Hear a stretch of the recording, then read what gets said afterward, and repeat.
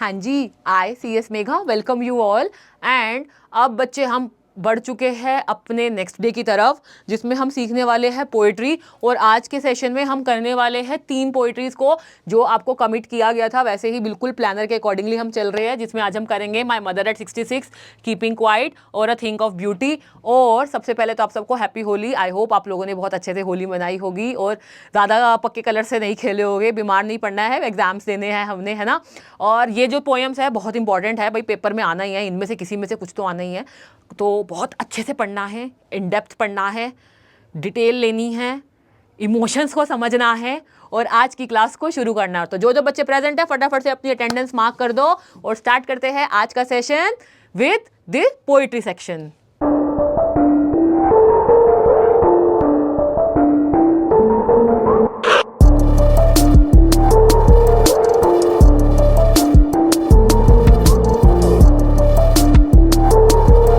चलिए बच्चों, अब हम स्टार्ट करते हैं अपना पोइट्री सेक्शन, जो कि है my mother at 66, one of the most important poem. और वैसे भी आपको एक पर्सनल इमोशनल कनेक्शन देती है ये पोएम। ये बहुत ज़्यादा इमोशन से भरी हुई पोएम है, पोइट्री है आपकी बेसिकली। आप पोएम बोलिए, पोएम बोलिए, जो आपको कंफर्टेबल लगे, both are correct. The point is, हमने आज इस पोएम में जानना है, ये सीखना है और ये समझना है कि जब हम किसी से दूर होने का एक डर होता है ना हमारे मन में, तो वो जो फीलिंग होती है, तो ये पोएम आपको, ये पोएट्री वही बता रही है। स्टार्ट करने से पहले तरह हमारा ना एक डर है, और वो डर है कि भाई हम अपने पेरेंट्स से कभी दूर ना हो, वो हमसे कभी दूर ना जाए। ये एक बहुत बड़ा डर है जो हम जानते हैं एक सच है ज़िंदगी का, but still we don't want कि कहीं वो जाए या हम कहीं उनसे दूर हो जाए। ये पोएम उसी फील के साथ है, उसी इंटेंट के साथ है जो ये पोएम बनाई गई है, कमला दास ने बनाई, लिखी। तो चलो पहले हम थोड़ा सा पोएट्स के बारे में जानते हैं, फिर हम आगे बढ़ते हैं। तो देखेंगे माई मदर एट 66, ये जो आपके पोएम है बच्चे, ये पोएट्री जो आपकी ये लिखी है कमला दास ने, ठीक है। 1934 से लेकर 2009 तक था उनका birth. Was one of the most prominent contemporary Indian poets writing in English. जो बहुत ज़्यादा प्रोमिनेंट यानी कि बहुत ज़्यादा फेमस और बहुत ज़्यादा इंटेलेक्चुअल या बहुत ज़्यादा इमोशनल पर्सन थी, जो जिनकी पोइट्री में आपको, जिनकी राइटिंग्स में आपको ये सारी चीज़ें मिलेगी। देखो, हम कभी कभी जब भी कुछ बोलते हैं तब तो हम एक्सप्रेशन शो कर देते हैं, लेकिन लिखने में हम वो शायद फीलिंग्स नहीं पोर्ट्रे कर पाते। लेकिन कमला दास की जो राइटिंग थी वो इतना ज़्यादा डीप होती थी कि हम, जो भी पर्सन उसका पढ़ता है, जो रीडर उसको पढ़ते हैं, वो उनसे कहीं ना कहीं कनेक्शन बना लेते हैं।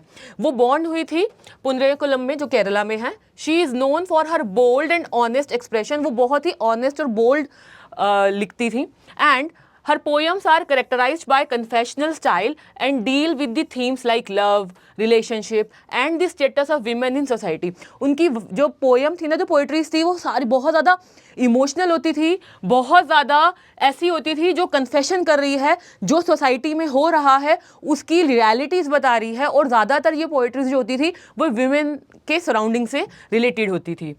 She wrote in both English and Malayalam. In Malayalam she wrote under the name of Madhavi कुट्टी। तो वहाँ पर ये दो लैंग्वेजेस में लिखती थी, और वहाँ पर जो लिखती थी मलयालम में, तो वहाँ पर जिस लिखती थी उनका नाम जो होता था वो होता था माधवी कुट्टी। तो आपको मतलब इतना ज़्यादा डिटेल नहीं लिखना एग्जाम में, but still you should know about हर।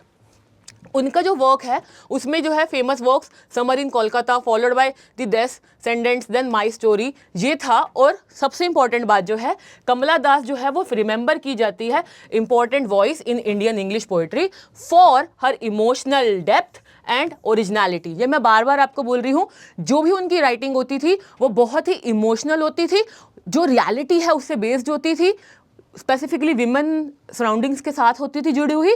तो इसीलिए वो बहुत ज़्यादा पॉपुलर भी थी इस राइटिंग के लिए। तो ये है अबाउट कमला दास। तो कहीं ना कहीं अगर आप इसको कोरिलेट कर रहे होगे तो वो आपको बहुत अच्छे से क्लियर हो जाएगा कि भाई वो अपने आप को किन से कोरिलेट कर रही हैं। वो कोरिलेट कर रही हैं अपनी स्टोरीज़ को अपनी पोइट्री के थ्रू। तो यहाँ पर ये है मेन इंटेंट पोएट का। इसीलिए हमेशा बोलती हूँ, जब भी आप कुछ भी पढ़ने लगते हो उसके पीछे लॉजिक जानो, जो भी लिखा जा रहा है ये क्यों लिखा जा रहा है। अब हम आगे बढ़ते हैं। अभी मैं आपको पहले इस पूरी पोएट्री की समरी बताती हूँ, फिर हम एक्सट्रैक्ट को करेंगे, ठीक है। तो चलो देखते हैं। माई मदर एट 66 ना, ये बहुत इमोशनल स्टोरी है, थोड़ी सी आपको पहले बता देती हूँ। और इसमें ना कमला दास की ही अपनी स्टोरी है, और वो बता रही है कि जब वो कोचीन एयरपोर्ट की तरफ जा रही थी ड्राइव करते हुए, तो उनके साथ उनकी मदर कार में बैठी हुई है और जिनकी एज 66 है। अब आप एज जो है वो 66 से इमेजिन कर सकते हो, ऑब्वियसली उनकी जो मदर है वो ओल्ड एज है। और जब वो अपनी मदर को देख रही है ना कहीं उनके मन में एक फीलिंग आ रही है, एक डर आ रहा है, दैट इज़ सेपरेशन। अब मेरे को मेरी मदर से मैं दूर तो जा रही हूँ, लेकिन ये जो सेपरेशन है बच्चे, इसको ज़रा दो तरीके से देखो। एक, क्योंकि वो अलग जा रही है, दूर जा रही है। दूसरा, उसको इस बात का डर है क्योंकि मेरी मदर की जो एज है वो काफ़ी बढ़ रही हैं, कहीं ऐसा तो नहीं होगा कि मैं उनको ये लास्ट टाइम देख रही हूँ, कहीं ऐसा तो नहीं होगा कि मैं उनसे दोबारा मिल नहीं पाऊँगी। तो जो उनके मन में जो फियर ऑफ सेपरेशन है ना, ये आ रहा है। ठीक है, तो चलो स्टार्ट करते हैं। माई mother at 66 is an emotional poem in which the poet expresses her deep love for her mother. जो पोएट है वो अपना डीप लव अपनी मदर के लिए एक्सप्रेस कर रही हैं। पोएट का नेम कमला दास, ठीक है। And her fear of losing her due to old age, और उनका जो डर है कि वो अपनी मदर को कहीं ना कहीं खो देंगी, वो दिख रहा है। और किस वजह से खो देंगी? ओल्ड एज की वजह से। The poem describes a simple incident, but it carries a deep meaning about the aging, separation and human relationship. Poem कोई बढ़िया ऐसी स्टोरी नहीं है, कोई इसमें क्लाइमेक्स में ऐसा मारधाड़ नहीं है, इसमें कोई ड्रामा नहीं है, ऐसा कुछ भी नहीं है। आप देखोगे कार में वो अपनी तरफ मदर के साथ सिर्फ बैठ के एयरपोर्ट तक जा रही है, ट्रीज है, बच्चे दिख रहे, ये सब चीज़ें, कुछ ऐसा कुछ भी नहीं है। स्टिल इतनी सी पोएम में, इतने सब में बहुत सारे इमोशंस है। वो इमोशंस कौन कौन से हैं आपके? वो इमोशंस है एजिंग का, एजिंग यानी कि मदर की बढ़ती हुई एज। दूसरा इमोशन सेपरेशन का, शायद अब मैं उनसे दोबारा ना मिल पाऊं। तीसरा क्या है? ह्यूमन रिलेशनशिप, किस तरीके से इसमें इंसानों की जो रिलेशनशिप है वो बताई जा रही है। ठीक है, तो देखो बच्चे, The poem begins with the poet driving from her parents' home to the Cochin airport on a Friday morning. अब ये जो पोएम है ना, ये आपकी स्टार्ट होती है यहाँ पर फ्राइडे मॉर्निंग से स्टार्ट होती है, जिसमें जो पोएट है कमला दास है, वो अपने पेरेंट्स के घर से कहाँ जा रही है? कोचिन एयरपोर्ट की तरफ जा रही है। ये मैंने आपको बताया ही है, क्योंकि अब वो जा रही है, साथ में उनकी मदर बैठी है। हर 66-year-old mother is sitting beside her in the car. उसकी जो मदर है वो इनके साथ बैठी हुई है। The mother is dozing with her mouth open and her face look pale and lifeless. अब जो उसकी मदर है वो जिस जैसे हम ऐसे बैठे होते हैं ना, मतलब आंखें बैठे होते हैं, बंद करके बैठ जाते हैं या ऐसे कुछ, तो उनकी मदर इस तरीके से बैठी हुई है। और जब वो अपनी मदर को देख रही हैं तो वो देख रही है कि भाई उनकी मदर की तो क्या बोलते हैं, उनकी मदर बहुत एजिंग दिख रही है। उनका फेस जो है वो पेल है, वैसे पीला पड़ चुका है, और उनको समझ आ रहा है कि भाई उनकी मदर की काफ़ी एज हो गई है। ठीक है, और उनका फेस पे बिल्कुल कॉप्स की तरह है, यानी कि एक लाइफलेस फेस है, कोई जान ही नहीं है, उस पर कुछ भी इमोशंस कुछ भी नहीं दिख रहा। The poet compares her mother face to that corpse, यानी कि अपनी मदर का फेस वो कॉप से एक लाइफलेस पर्सन के फेस जो होता है उससे वो क्या कर रही है, उससे वो कंपेयर कर रही है। This comparison shows how weak and old her mother has become. ये कंपैरिजन ये शो कर रहा है कि अब उसकी मदर कितनी कमज़ोर हो चुकी है, और साथ साथ क्या हो गई है, उनकी एज कितनी ज़्यादा हो गई है। Seeing her mother like this fills the poet with pain and fear. अपनी मदर को इस तरह से देखकर पोएट के मन में क्या आ गई है, बहुत ज़्यादा पेन और फियर आ चुका है। She realises that her mother is growing old and may not live for long time. ये सबसे बड़ा क्या है बच्चे, ये जो है ना, ये सबसे बड़ा फियर है। वो रियलाइज़ कर चुकी है, वो रियलाइज़ कर रही है कि ये शायद लास्ट टाइम है। वो अपनी मदर को देख रही है, शायद दोबारा वो उनसे नहीं मिल पाएगी। To distract herself from these painful thoughts, the poet looks outside the car window. अब वो ना, मतलब मन चाहता है, मतलब चाहता नहीं है कि ऐसा कुछ हो, बट उनको जैसे है ना, उनके जैसे माइंड में ख्याल आया, अपने आप को डिस्ट्रैक्ट करने के लिए ना वो विंडो के बाहर देखने लग जाती है। She sees young trees running past that car and happy children coming out of their homes. अब वो देखती है कि भाई जो यंग मतलब ये जैसे कार है, ठीक है भाई, मेरी तो ना पेंटिंग ड्राइंग जो भी बोल लो बहुत ही बुरी है, तो बस समझ जाना। अब ये जो कार है यार, 4 पहिए तो बना दूँ, हाँ ये जो कार है, अब वो इस कार में तो बैठी हुई है। अब जब कार आगे जा रही है इस रोड पर, तो साइड्स में क्या है, जो ट्रीज है, ठीक है, बहुत ही भयंकर है भाई। चलो, ये जो ट्रीज है, जब कार ऑब्वियसली आगे की डायरेक्शन में जा रही है तो जो जो चीज़ें स्टिल है वो पीछे की तरफ भागती हुई दिखेगी। तो यहाँ पर पोएट जो देख रही हैं कि कार तो मूविंग डायरेक्शन में है लेकिन जो ट्रीज है वो पीछे की तरफ भाग रहे हैं। वहीं रोड पर बच्चे जो है साइड में वो खेल रहे हैं। जो चिल्ड्रंस है, चिल्ड्रंस यानी बच्चे जो इम्प्रेशन दे रहे हैं यूथफुलनेस का, लाइवलीनेस का, जिंदगी का, कि अभी तो जिंदगी उनकी शुरू हो रही है। तो यहाँ पर ये जो लाइन आती है आपकी वो ये बताती है बच्चे कि भाई पोएट कार से बैठकर बाहर की तरफ देख रही है जिसमें ट्रीज पीछे की तरफ भाग रहे हैं, बच्चे उसको खेलते हुए दिख रहे हैं, जो ये बता रही है कि बाकी सब चीज़ें वैसी ही है, बच्चे बड़े हो जाएंगे, ट्रीज इतने लाइवली है, वो ग्रो कर रहे हैं, लेकिन उसकी मदर की जो एज है वो भी साथ साथ बढ़ रही है, वो भी भाग रही है as. The young trees and children symbolizes youth, energy and life। यही बताया ना मैंने आपको, ये जो दोनों हैं स्पेसिफिकली चिल्ड्रन और ट्रीज जो बता रहे हैं वो क्या क्या सिंबलाइज कर रहे हैं, जल्दी से बोलेंगे, यूथ, एनर्जी एंड लाइफ को सिंबलाइज कर रहे हैं। वही उसके कंपैरिजन में, उन कंट्रास्ट का मतलब उस कंपैरिजन में उनकी जो मदर है वो रिप्रेजेंट कर रही है old age and weakness, old age और बहुत वीकनेस रिप्रेजेंट कर रही है। ये जो कॉन्ट्रास्ट है between youth and old age makes the poet more aware of the reality of life. ये जो कंपैरिजन कर रही हैं इससे पोएट को और हो रहा है कि भाई जिंदगी की जो सच्चाई है वो यही है कि भाई एज बढ़नी है, यूथ यानी कि जो भी ये आपकी यंगनेस आती है, जवानी आती है, वो आएगी, उसके बाद क्या होगा, उसके बाद एज बढ़ती है और एक टाइम आता है जिसमें सबको जाना है। That everyone grows old and eventually dies. हर किसी को बढ़ना है, ग्रो करना है, एज बढ़नी है और लास्ट में हर किसी की क्या हो जानी है, एवरीवन हैज़ टू डाई। तो ये तो है नहीं कि कोई भी नहीं बचेगा इस दुनिया में, जो आया है वो जाएगा। तो बस अब यहाँ पर जब पोएट इस चीज़ को कंपैरिजन कर रही है अपनी मदर से तो वो फियर आ रहा है, मेरी माँ, मेरी मदर वो जाएंगी मेरे से को छोड़ के, तो वो डर है उसके मन में। ठीक है, इसके बाद आता है बच्चे, the poet recalls childhood fear. बचपन में होता ना, देखो देखो घर में ना, ये ना सबके घरों का हाल है। हम जैसे ही घर कहीं भी बाहर से आते थे, स्कूल से आते हैं या कहीं से भी आते हैं ना, घर में घुसते ही एंटर करते ही हम सिर्फ एक ही बात बोलते हैं, मम्मा कहाँ है, मम्मी कहाँ है, ऐसे बोलते हैं ना। हम ये तो बोलते ही नहीं कि पापा कहाँ है या कुछ है, पापा से तो कोई मतलब ही नहीं होता, लाइक मम्मा कहाँ है, तो मतलब ये दे दो मम्मी, वो दे दो मम्मी, मेरा ये नहीं मिल रहा, वो नहीं मिल रहा, और पता नहीं हमारे सामने वो चीज़ पड़ी होती है, हम ढूंढ रहे होते हैं, और जैसे ही मम्मी को आवाज़ लगाते हैं वो वहीं से उठा के देंगे और हमें नहीं दिख रहा होता, फिर डांट पड़ती, मम्मी कहेगी सामने पड़ा था, देख नहीं सकते थे, हर छोटी छोटी बातों के लिए मेरे को बुलाते हो। होता है ना, कितने बच्चों के साथ होता है, कमेंट में लिखता है यस मैम हमारे साथ होता है ऐसा। तो देखो जो माँ है ना, उसकी उनको तो कोई मतलब, उनकी तो जगह कोई ले ही नहीं सकता, वो तो मतलब नेक्स्ट टू गॉड ही है सबके लिए। यहाँ पर वो सबका बचपन का एक ही डर होता है, मेरी मम्मी मुझसे दूर ना हो जाए। आज पोएट को जब अपनी मदर को देख रही ना पोएटेस, उनको वो बचपन का डर दोबारा से रियलाइज़ हो गया, और अब तो उनको वो डर और ज़्यादा स्ट्रॉन्ग हो गया है कि पता नहीं दोबारा कब या ना भी, ये है। ठीक है, तो देखे, as a child she was afraid of losing her mother, now the same fear returns when she sees her mother's pale face.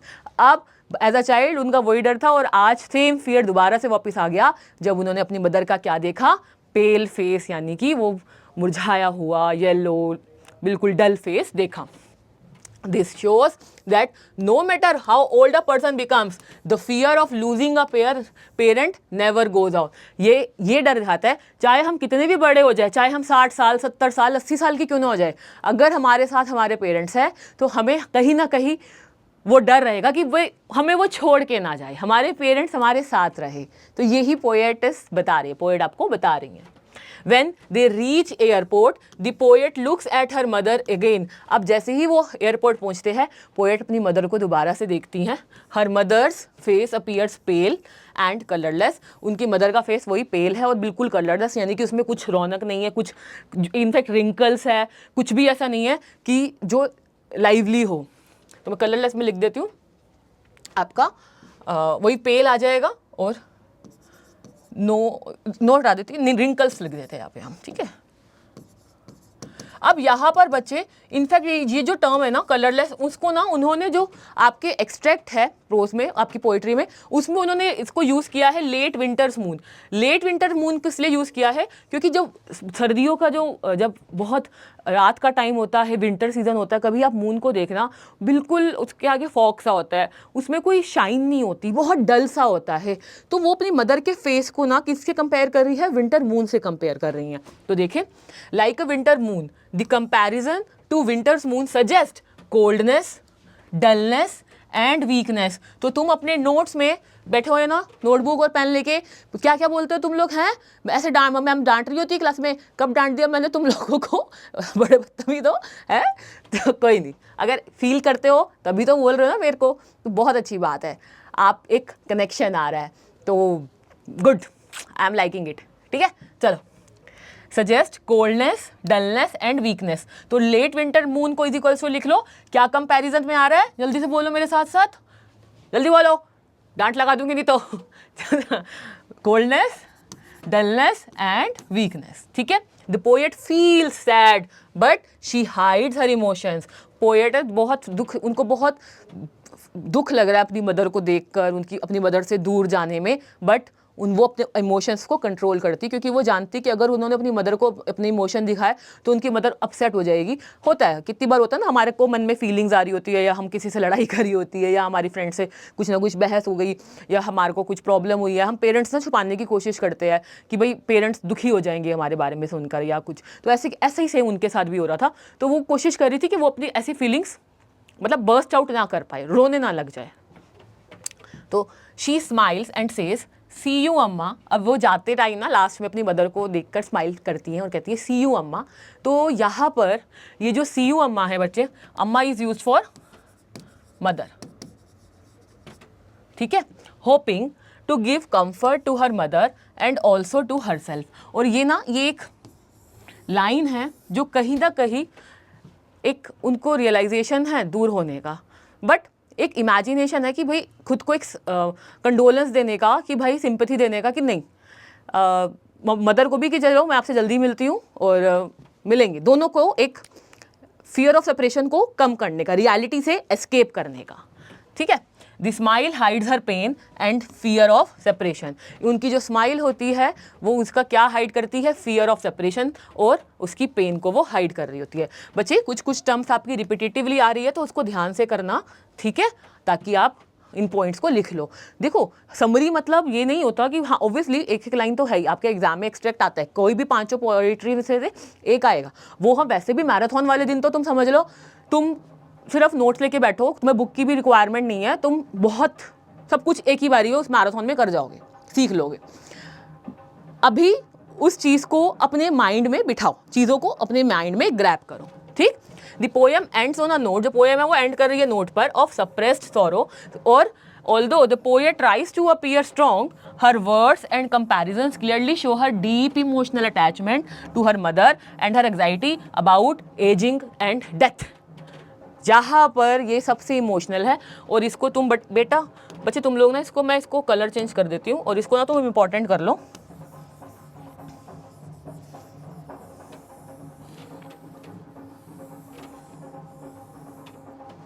ठीक है, चलो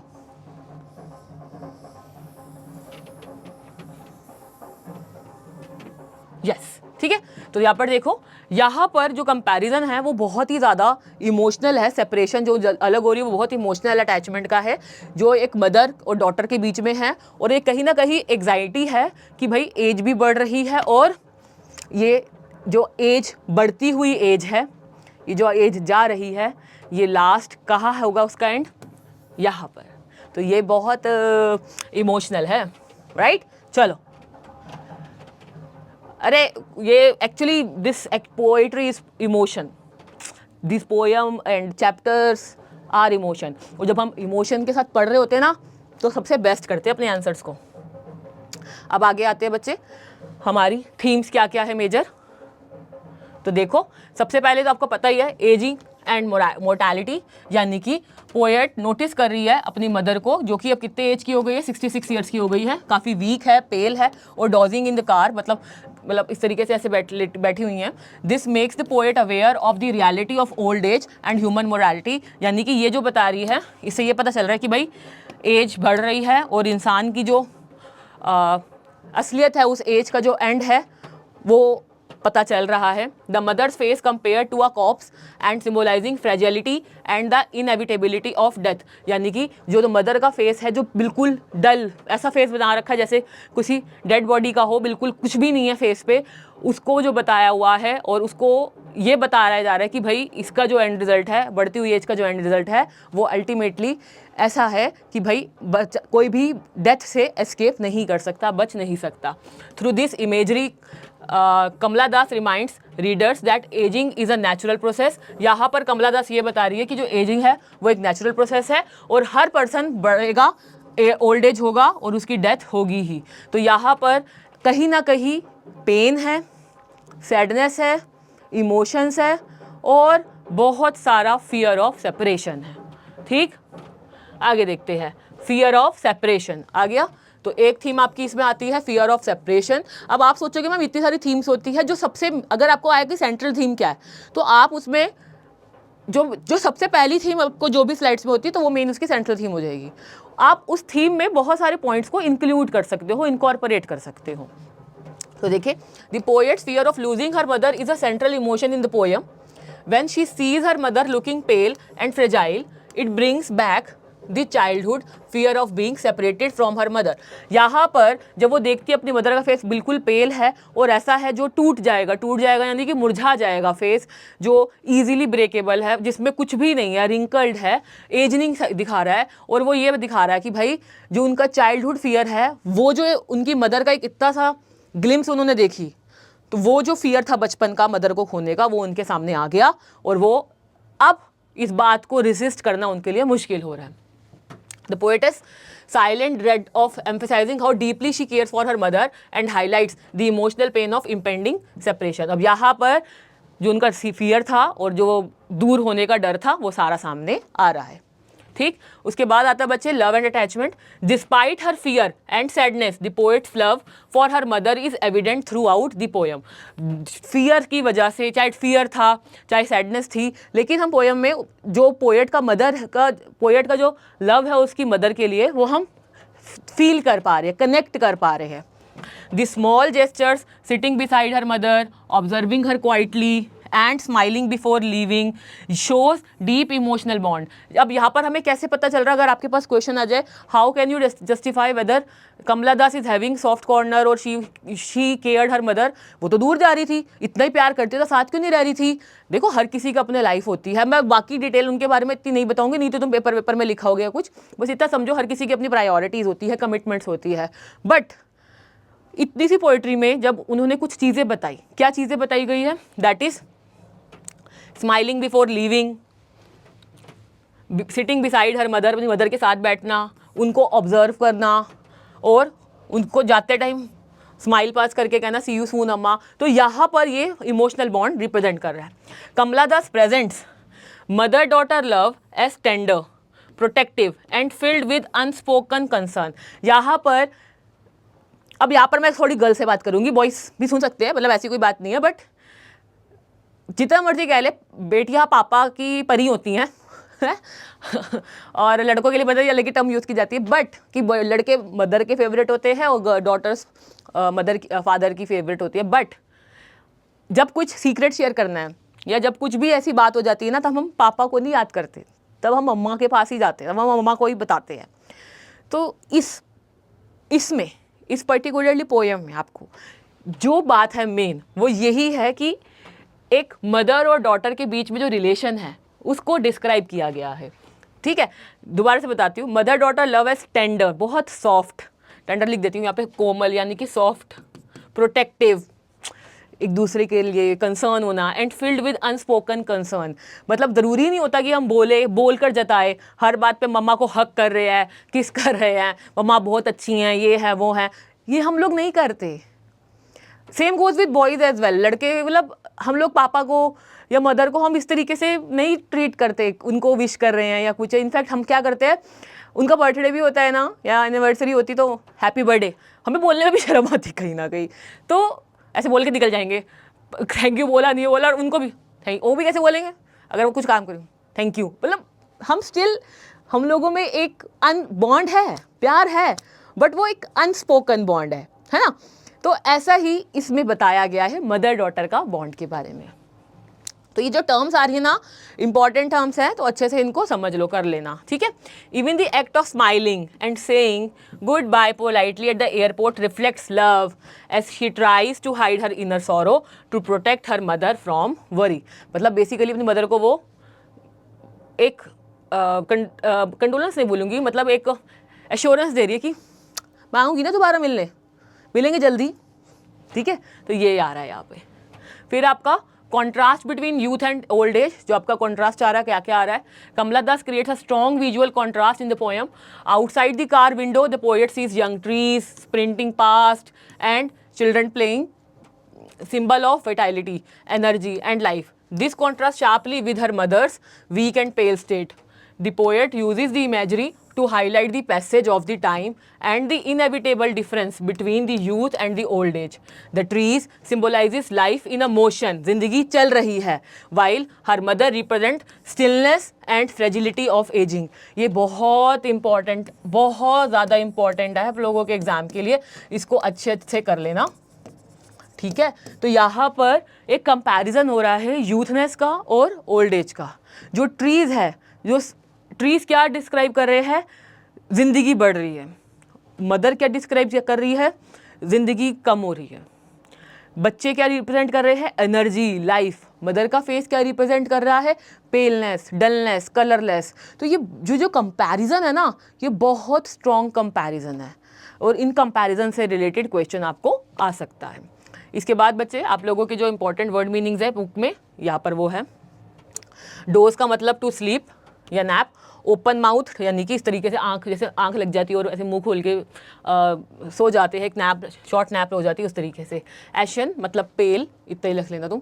कॉप्स मतलब डेड बॉडी, ठीक है। कॉर्पस बोलते हो, कॉप्स बोलते हो, ये इंपॉर्टेंट टर्म है, इंपॉर्टेंट वर्ड है, इसमें से क्वेश्चन आ सकता है।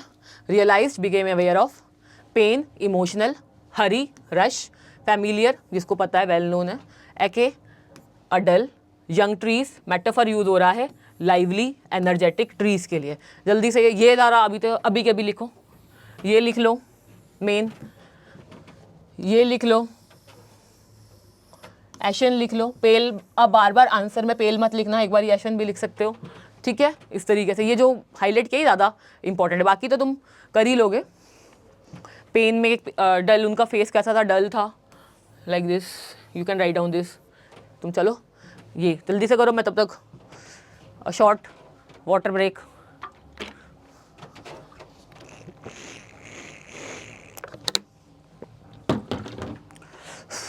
चलो, मैरी चाइल्ड स्प्रिंटिंग आउट, मतलब वो जो बच्चे थे वो अच्छे से खेल रहे थे, भाग रहे थे। Put that thought away, try to forget painful thought of losing her mother. Wan, pale, weak. Late winter moon, ये भी आपका एक मेटाफर है, important.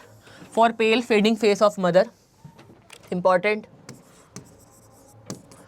Smile and smile and smile, important. Repetition है। फिगर ऑफ स्पीच आएगा आप लोगों का, इसमें जो हो जाएगा उसमें वो देख, उसमें आएगा। रिपीटिशन शोज फोर्स्ड हैप्पीनेस और emotional restraint. Airport security check, place of separation जो डिस्क्राइब किया गया है। Metaphorical use for emotional distance. तो अब ये आप लोगों के इंपॉर्टेंट वर्ड्स है, ठीक है। आगे आते हैं लिटरेरी डिवाइसेस जो आपके हैं, इसमें देखें। फर्स्ट है सिमिली, तो इसमें क्या होता है, जिसमें हम कंपैरिजन करते हैं लाइक और एस से।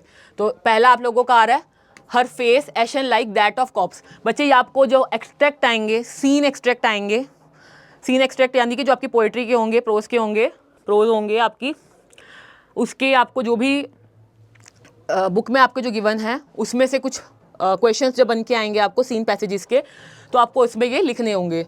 तो आपको मीनिंग पूछा जा सकता है, कंपैरिजन पूछा जा सकता है, उसमें पूछा जाएगा, ऑप्शन में होगा ये इसमें से कौन सा लिटरेरी डिवाइस यूज़ हो रहा है। इंस्टेड मैंने क्या किया, इंस्टेड कि भाई मैं आप लोगों को ये बताती कि भाई क्वेश्चन ये है और इसमें से आपको फाइंड आउट करो। आपको मेन जो भी यूज़ हो रहे हैं वो यहाँ पर मैंने लिख दिए हैं, ठीक है, her face ashen like that of corpse, then like a late winter moon, ये आपका क्या आ रहा है इसमें, सिमिली में आ रहे हैं।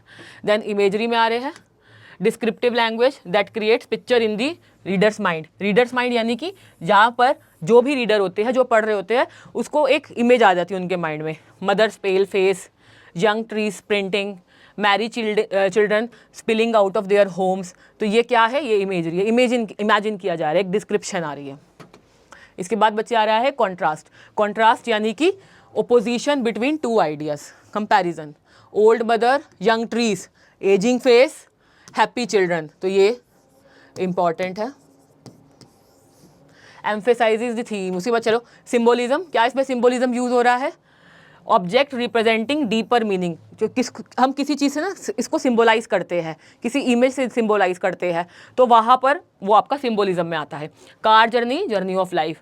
एयरपोर्ट, सेपरेशन, जैसे अभी आप देखा था सिक्योरिटी चेक, एयरपोर्ट का सेपरेशन।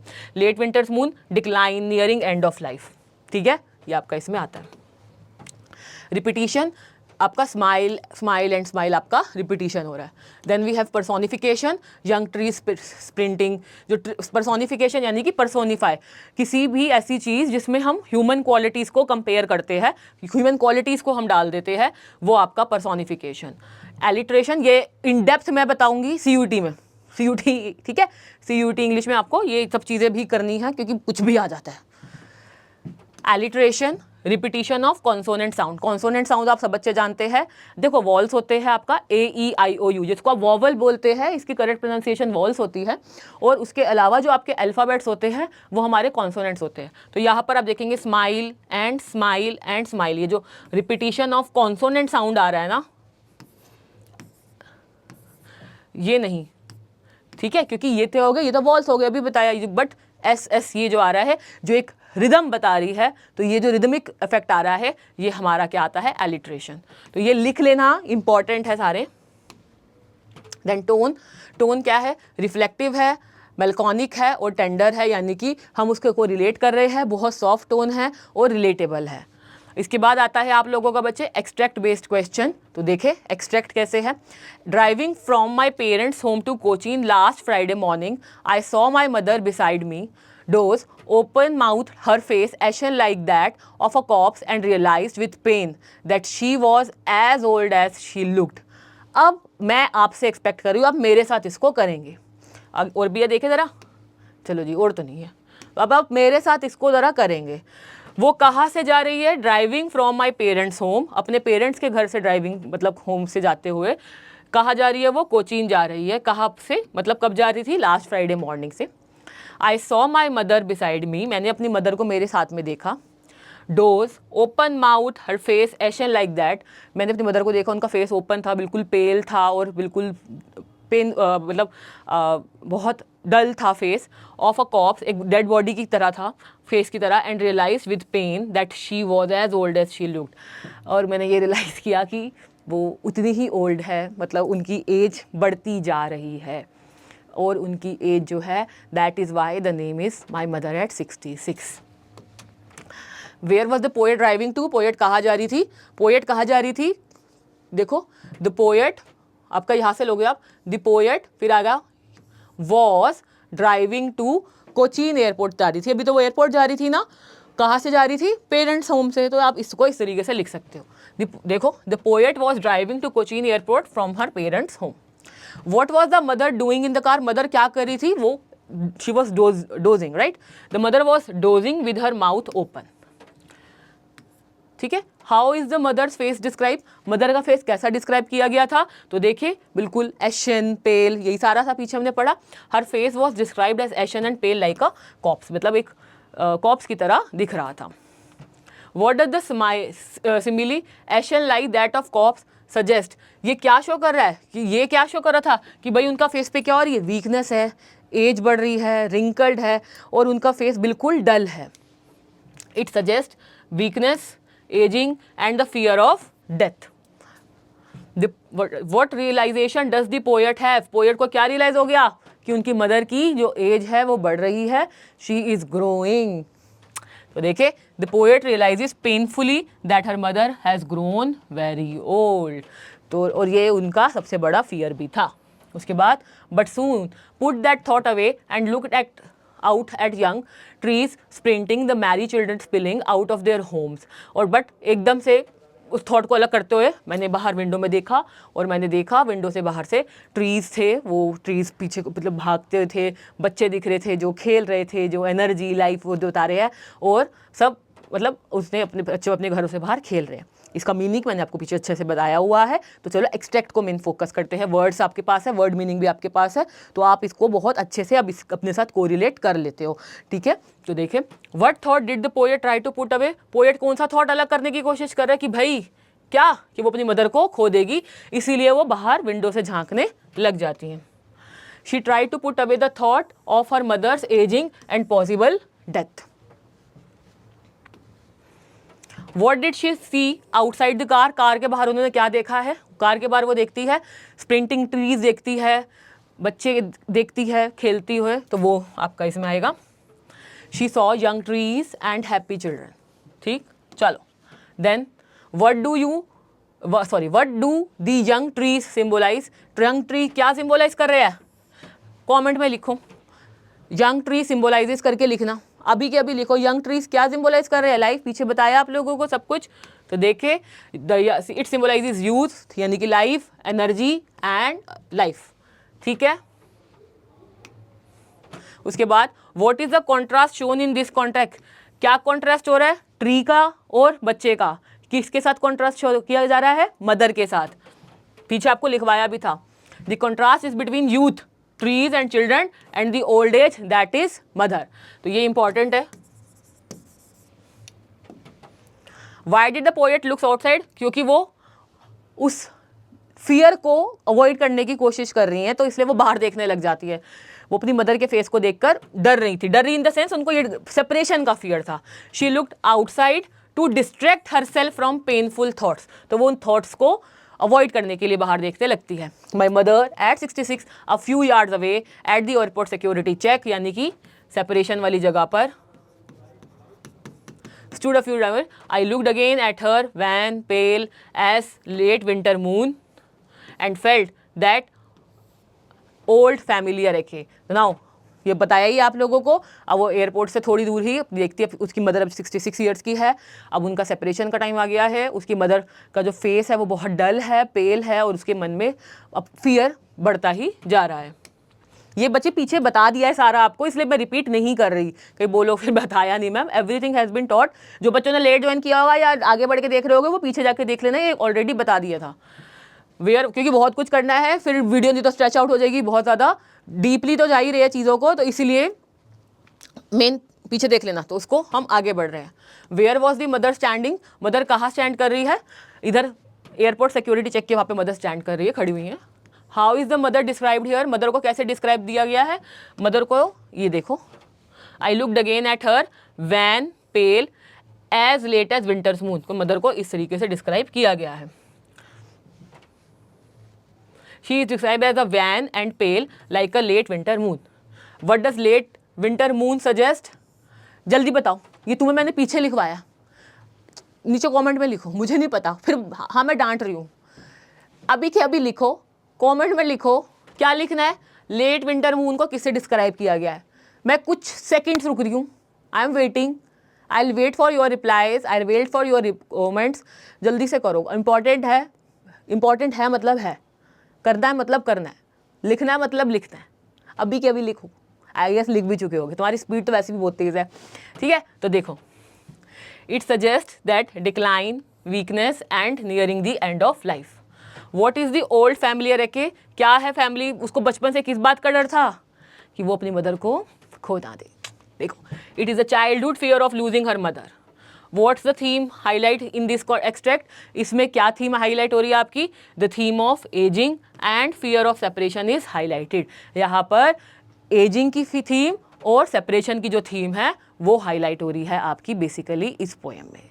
तो यस, ये है आपका मेन पोएम आपकी जो है my mother at 66। I hope ये आपको अच्छे से सारी समझ आ गई होगी, समरी हुई है, थीम हुई है। अगर आपको कोई भी शॉर्ट आंसर्स आएंगे और लॉन्ग भी आएंगे तो आप इसको अच्छे से कर लोगे। रेस्ट जब हम मैराथन में मिलेंगे तब तो बहुत अलग ही लेवल होना है, मतलब अलग। आज तुमने ये कर लिया, ठीक है, अब आपको क्वेश्चंस आंसर्स भी आप आराम से इसके अटेम्प्ट कर लोगे, तो आपके पास आपको PDF आपको DC लाइन ऐप पर मिल जाएगा वहाँ जाकर। तो ज़्यादा वेट ना करते हुए अब हम बढ़ेंगे अपने नेक्स्ट चैप्टर की तरफ। यस बच्चों, तो अब हमारी जो नेक्स्ट पोएम है, जो नेक्स्ट पोइट्री है, वो है हमारी कीपिंग क्वाइट। तो चलो ज़रा समझने की पहले कोशिश करते हैं। शांत रहना, चुप रहना, keeping quiet, finger over your lips, finger on your lips, चुप रहो मतलब शांत हो जाओ। लिसन टू मी एवरीबडी, मुझे सुनो, डोंट टॉक, बातें मत करो, कीप क्वाइट, चुप हो जाओ। तो यहाँ पर कीपिंग क्वाइट का मतलब चुप रहने से है। चुप रहना, शांत रहना। शांत रहने का मतलब कोई नॉइस नहीं, कोई डिस्ट्रैक्शन नहीं, किसी की तरफ ध्यान नहीं, सिर्फ खुद को जानना, खुद को पहचानना, खुद के लिए सोचना। जब हम चुप होते हैं तो हम सोचते हैं ना अपने बारे में। This is what keeping quiet is all about. तो चलो स्टार्ट करते हैं। तो देखो बच्चे, इसके जो पोएट है वो है आप लोगों के पैब्लो नेरूडा। पैब्लो नेरूडा एक बहुत फेमस चिली पोएट थे। ये चिली के थे और पॉलिटिकल एक्टिविस्ट रह चुके हैं। तो पॉलिटिकल एक्टिविस्ट है तो कहीं ना कहीं पॉलिटिकल इम्पैक्ट इनकी राइटिंग्स में होगा।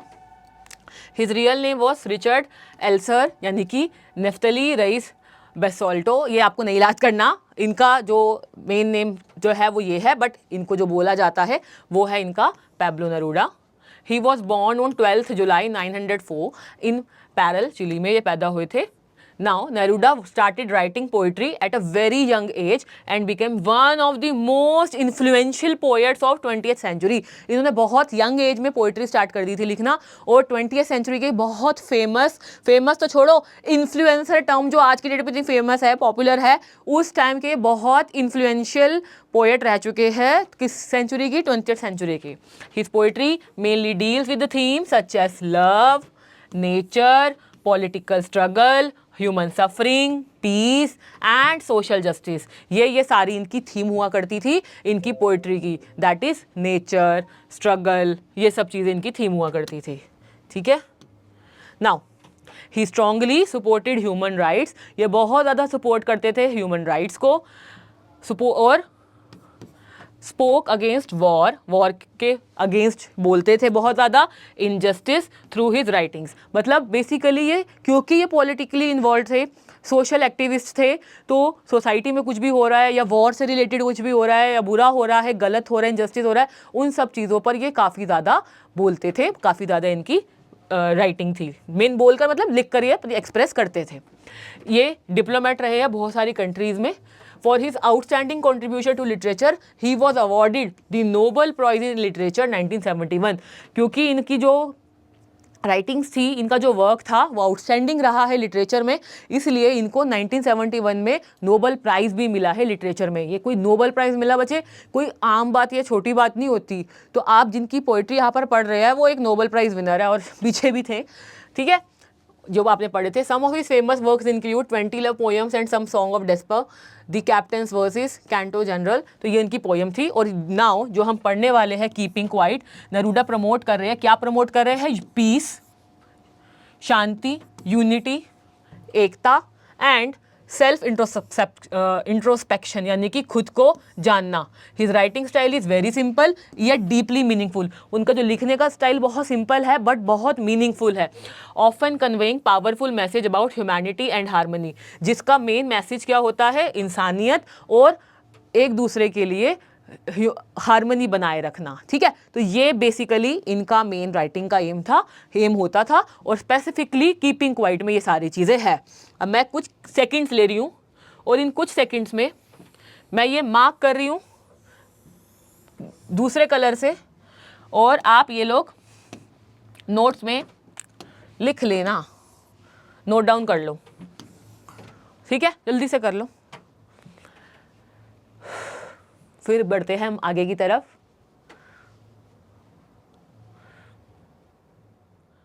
कुछ कलरफुल कर लेते, कुछ होली वाला फील तो आए। ये इसको यहाँ कलर ले लेते हैं, और क्या ले ले? कलर बताओ तुम लोग। कलर लिखो कौन सा, और कुछ मज़ा आए मुझे, मतलब लगे ग्रीन कलर भी ले लेते हैं होली में। कलरफुल, जब तक कलरफुल ना हो, कलर्स ना हो तो होली में मज़ा नहीं आता ना। कलर कलर कलर कलर, यह है ना, कुछ कुछ तो दिख रहा है कि होली समथिंग, ऐसे हमने गुलाल फेंक दी, होली है। चलो बढ़ते आगे। अब ज़रा समरी समझते हैं, फिर आते हैं एक्सट्रैक्ट पे, उसके इंपॉर्टेंट एक्सट्रैक्ट के लाइंस पे। तो देखो बच्चे, कीपिंग क्वाइट, जैसे नाम से ही पता चल रहा है, शांत रहना। इधर चुप रहने को आप ज़रा थोड़ा सा और एडवांस वर्जन ले जाओगे, शांत होना थोड़ी देर के लिए। जब हम शांत होंगे थोड़ी देर के लिए, तो हम कुछ नहीं कर रहे होंगे, सब कुछ स्टिल होगा, कोई कुछ भी नहीं कर रहा होगा, और उस टाइम सब अपने लिए, अपने बारे में सोच रहे होंगे, खुद को इंपॉर्टेंस दे रहे होंगे। ये चीज दिमाग में रखकर अब हम जरा अब इसकी समरी को पढ़ना शुरू करते हैं, ठीक है? चलो जी। The poem keeping quiet conveys powerful message about peace, unity and self introspection. ये बहुत इंपॉर्टेंट मैसेज दे रहा है इन 3 चीजों का। कौन सी 3 चीजें हैं? Peace, harmony and self introspection. Comment में भर देना, जो भी बच्चे देख रहे हैं, कौन से 3 वर्ड्स है, सिर्फ 3 वर्ड्स लिख देना, peace, harmony and self introspection. चलो तो यहाँ पर देखें, नहीं यार ये मतलब अब कलरफुल बनाते हैं आज हम इसको। पैब्लो नेरूडा, तो अपने आंसर्स में भी आप कोशिश करेंगे कि आप बार बार पोएट का नेम लिखें, अगर एक मतलब 2 मार्क्स में एक बार लिखें, ताकि जब पेपर चेकर को पता चले कि आज बच्चे ने अच्छे से पढ़ा है और इसको पोएट का नाम आता है। Pablo Neruda begins the poem by asking everyone to count up to 12 and remain still. सबको कह रहा है भाई 12 बजते ही, 12 काउंट करते ही, 12 के काउंट होते ही क्या करना है? सबको बिल्कुल स्टिल हो जाना है, शांत, कुछ नहीं करना, कुछ नहीं बोलना। The act of counting to 12 symbolizes completeness and unity, यानी कि इसको एक टाइम दे दिया गया है और सब ने करना है, तो मिलकर unity. Possibly referring to the 12 months of the year और 12 आवर्स ऑन अ क्लॉक। अब यहाँ पर 12 बोला है, तो यहाँ पर इस 12 में आप 12 बजकर या 12 कुछ भी आप उसको कर सकते हैं, but 12 is the main term, और आपको वो 12 काउंट करते ही, 12 बेसिकली 12 होते ही क्या हो जाना है? स्टिल हो जाना है, बिल्कुल काम हो जाना है, शांत हो जाना है। By asking people to keep still, the poet does not mean totally inactivity or death. उसका मतलब ये नहीं कि तुम बिल्कुल ही मतलब मर जाओ या कुछ नहीं, आप उस टाइम सोचना है आपने। Rather he suggests to temporary pause from busy restless life, मतलब जो आपकी भागती हुई जिंदगी है, कोई काम कर रहे हो, बिल्कुल पॉज हो जाओ, एकदम शांत हो जाओ और अपने लिए उस टाइम को निकालो। इस भाग दौड़ बड़ी जिंदगी में वो टाइम खुद को दो। Neruda believes that modern life is full of rush. वो ऑब्वियसली बिलीव्स, वो क्या रियलिटी है, जो जिंदगी हम लोग जी रहे हैं वो क्या है? Full of rush, noise, violence and selfishness. लोग अपनी ग्रीड के लिए, वायलेंस हो रही है, वॉर हो रहा है, एक दूसरे को मार रहे हैं, हर कोई सिर्फ पॉलिटिकल चीजें हो रही है, हर कोई सिर्फ और सिर्फ भाग रहा है, खुद उसको कुछ पता ही नहीं खुद के लिए कुछ भी। करो, रुको, जानो खुद को। People are constantly involve in wars, conflicts and destructive activities, but humans harm nature for profit. In fact human जो है वो नेचर को भी हार्म कर रहे हैं, ट्रीज काट रहे हैं, एनवायरनमेंट को डिग्रेड कर रहे हैं। अब सिर्फ किसके लिए? अपनी प्रॉफिट के लिए। बड़ी बड़ी बिल्डिंग्स बना रहे हैं, बहुत कुछ कर रहे हैं, आपस में लड़ रहे हैं और remain disconnected from their inner self. और किससे दूर होते जा रहे हैं? खुद से ही दूर होते जा रहे हैं। हम पैसे के लिए भाग रहे हैं, हम पावर के लिए भाग रहे हैं, हम सुपीरियर दिखाने के लिए भाग रहे हैं। हम कौन हैं? हम क्या कर रहे हैं? हम क्यों कर रहे हैं? क्यों नहीं सोच रहे हो तुम अपने बारे में? तो पैब्लो नेरूडा यही कह रहे हैं कि भाई अपने बारे में भी सोचो। The poet feels that if everyone stopped for a brief moment and maintained silence, they would reflect on their actions and understand the harm they cause to others and environment. वो ये कह रहे हैं कि अगर आप कुछ भी कर रहे हो, आप थोड़ी देर रुक जाओ, कुछ भी मत करो। जैसे फिशरमैन है, वो वेल्स को पकड़ रहे हैं, या कोई पर्सन है वो सॉल्ट निकाल रहा है पानी में से, तो जब देखोगे ना तुम कर क्या रहे हो। अगर आप पानी में से सॉल्ट निकालते हो, जो रॉ सॉल्ट होता है ना बच्चे, वो इतना हार्श होता है, इतना हार्ड होता है, वो हाथ तक काट देता है। तो उनके जो हाथ होते हैं ना एकदम सख्त, और इतने ज़्यादा उसमें क्रैक्स होते हैं, ब्लड तक निकल रहा होता है, मतलब इतना बुरी हालत होती है। तुम अपने पेन को महसूस कर पाओगे। तुम देखो तो सही, तुम भाग रहे हो पैसे के लिए या तुम भाग रहे हो किसी चीज़ के लिए, लेकिन तुम्हारा इनर पीस क्या है उसको पहचानो, उसको जानो। He gives example to explain this idea. Fishermen in the cold sea would stop harming whales, symbolizing a halt to exploitation of nature. यानी कि जो बिल्कुल ठंडा ओशन का वाटर है, वहाँ पर वो कह रहे हैं फिशरमैन वेल्स का जो शिकार करने जा रहे हैं वो उस टाइम एटलीस्ट वो नहीं करेंगे, तो वो रियलाइज़ करेंगे कि वो किसको बर्बाद कर रहे हैं, वो नेचर को डिस्ट्रॉय कर रहे हैं। और वही the man gathering salt would look at his hurt hands, जो ऐसे नमक निकाल रहा है, वो जब अपने हाथों को देखेगा जो उसमें वो एक्चुअली में पेनफुल है, हर्ट, उसमें दर्द है, उन हाथों में चोट लगी हुई है। Showing awareness of human suffering caused by continuous labour, तो पता चलेगा कि इंसान की जो सफरिंग है बार बार सिर्फ काम करने की वजह से, वो चीज़ उसमें दिखेगी। In this moment of silence, people would realize the importance of compassion and kindness. इस moment of silence में लोग क्या realize करेंगे? लोग realize करेंगे खुद के लिए kindness, खुद के लिए compassion। रुको, अपने लिए रुको, खुद को देखो। अगर तुम नेचर के साथ कुछ गलत कर रहे हो तो तुम्हें पता चलेगा तुम नेचर के साथ गलत कर रहे हो। अगर तुम खुद को हर्ट कर रहे हो तो तुम्हें अपनी पेन फील होगी। ये कहना चाह रहे हैं पोएट। क्या नेम है पोएट का? जल्दी से लिखो कमेंट में, फर्स्ट जल्दी से who is the poet? Yes, Pablo Neruda. आगे देखते हैं। The poet also refers to those prepare for wars. अब वो रेफर यहाँ पर किसको रेफर कर रहे हैं? वो लोग जो वॉर के लिए जाते हैं विद गैस एंड वेपन्स, मतलब ये वाले हथियार लेकर, वेपन्स लेकर। If they paused and reflected, अगर वो वहाँ पर रुक जाएंगे और वो अगर आसपास देखेंगे, they would understand the futility of war, तो उनको पता चलेगा कि वॉर की अच्छाई है क्या। वो शांति से खड़े हैं, वो अपने कंट्री में खड़े हैं, सामने वाले राइवल अपनी कंट्री में खड़े हैं, दोनों के दोनों कुछ नहीं कर रहे, और वो सोच रहे हैं इससे किसका फायदा हो रहा है, हम क्यों कर रहे हैं। Silence would bring a sense of brotherhood and unity among Nations. ये जो साइलेंस है उस टाइम उनको रियलाइज होगा कि हमें तो एक साथ मिलकर रहना चाहिए, हमें तो यूनिवर्सल ब्रदरहुड को पॉपुलर करना चाहिए, प्रमोट करना चाहिए।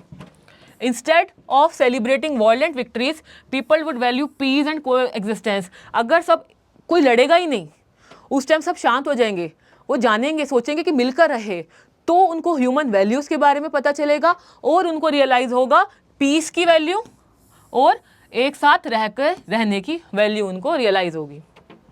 However, Neruda clarifies that he is not promoting death or complete inaction. वो ये नहीं कह रहे कि मर जाओ, जैसे मर गए हो या कुछ एक्शन मत करो, नो। वो सिंपली कह रहे हैं कि भाई, he clearly states that the life should continue, life चलती रहनी चाहिए, बट अपनी लाइफ का मकसद देखो। He only asks for brief pause for introspection, यानी कि that is जानो, पहचानो। According to him, silence can teach valuable lessons.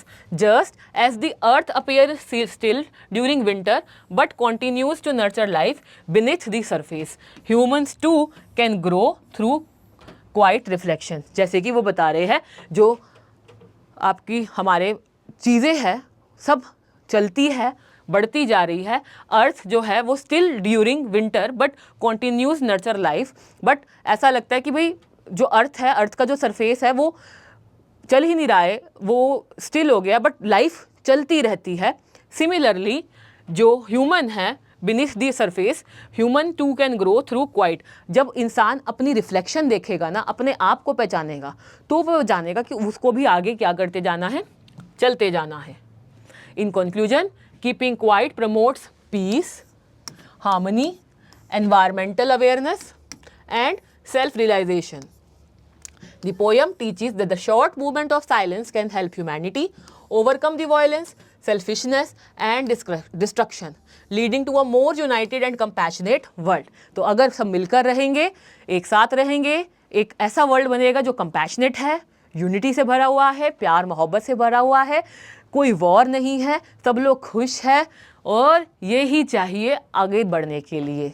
तो अगर आगे बढ़ना है तो थोड़ी देर सब शांत होके 12 बजते ही 12 होते ही शांत हो जाए और इंट्रोस्पेक्ट करें, सोचिए। ठीक, चले बच्चे, इसके इंपॉर्टेंट वर्ड मीनिंग देख लेते हैं आप। स्टिल मतलब साइलेंट, कोई ज़्यादा ज़रूरी नहीं है सारे, बट इस तरीके के अगर क्वेश्चन आते हैं ना, तो अगर आप ये वाले वर्ड्स को यूज़ कर लेंगे तो it will give add on.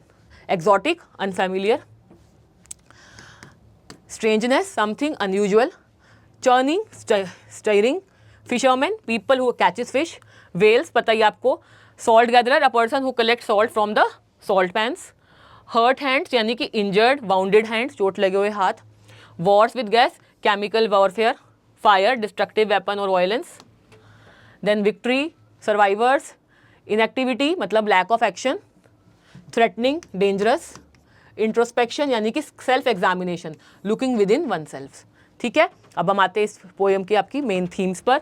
तो एक थीम तो आपको पता चलेगी कि भाई वो क्या चाहता है, वो चाहता है, चुप हो जाओ भाई, मेंटेन पीस, नॉन वायलेंस, कोई वॉर नहीं, कोई कुछ नहीं।